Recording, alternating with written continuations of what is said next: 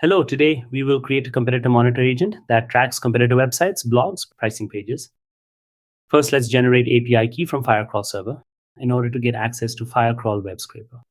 First, visit the website shown firecrawl.dev/app/API keys. Next, you will see a screen like this. Create an API key and copy it. The link you see below, replace highlighted curly brackets with your API key and copy it. Go to botsify.com, click on Create Agent, select Agent and enter name.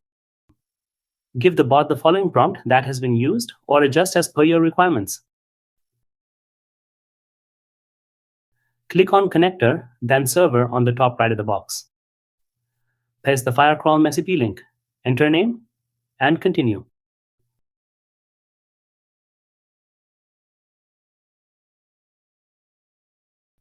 Done.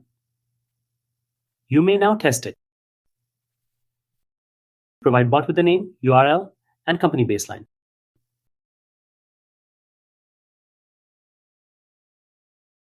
As you see, we got a very detailed report.